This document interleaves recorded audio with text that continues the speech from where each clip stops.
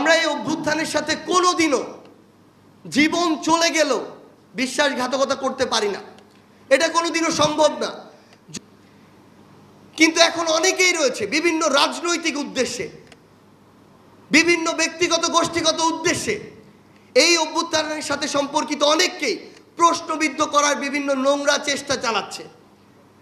আমরা শুধু এই কথাটি বলতে চাই, অনেক রাজনৈতিক দল সেই জুলাইয়ের 20 তারিখে, 25 তারিখে, 30 তারিখ পর্যন্ত বলেছিল যে আমরা এখনো সিদ্ধান্ত নিতে পারিনি আমরা ফ্যাসিস্ট হাসিনার পতনের সাথে একমত হব কিনা, সেই সংগ্রামে যুক্ত হব কিনা।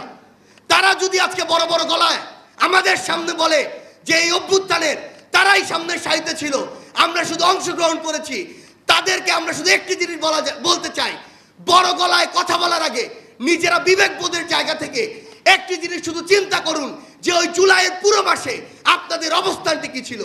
এখন আপনাদের এই ব্লেম গেম, এই নোংরা অপরাজনীতির যে গেম আপনারা খেলছেন, এগুলো দিয়ে আপনারা আমাদের আত্মবিশ্বাস নষ্ট করতে পারবেন না।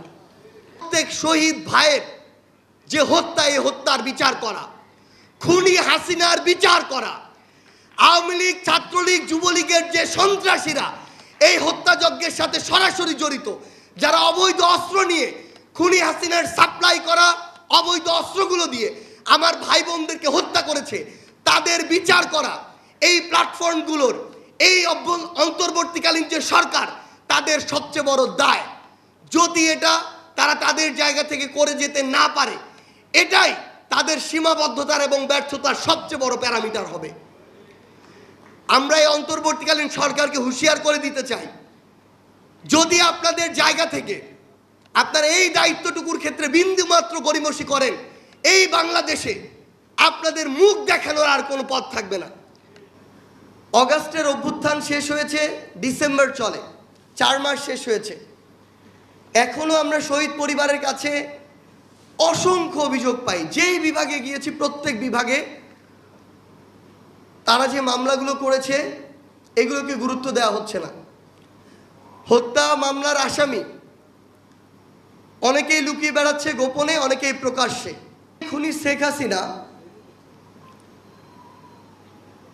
ক্ষমতার অপব্যবহার করে বাংলাদেশ রাষ্ট্রের নিরাপত্তার জন্য, আইন শৃঙ্খলা রক্ষার জন্য সবচেয়ে মাঠ পর্যায়ের গুরুত্বপূর্ণ যে প্রতিষ্ঠান বাংলাদেশ পুলিশ, এই বাংলাদেশ পুলিশকে ব্যবহার করেছে। এবং এই ক্ষতিটা আসলে যতটা না বাংলাদেশ পুলিশের হয়েছে, তার চেয়ে বেশি বাংলাদেশ নামক রাষ্ট্রটির হয়েছে। তাদের দায়িত্বটুকু রাষ্ট্রের প্রতি সঠিকভাবে পালন করে, তাহলে বাংলাদেশের, যেই বাংলাদেশের আমরা স্বপ্ন দেখি, প্রত্যাশা করি, সেই বাংলাদেশ প্রতিষ্ঠা হওয়ার অর্ধেকের বেশি রাস্তা অটোমেটিক প্রশস্ত হয়ে যায়।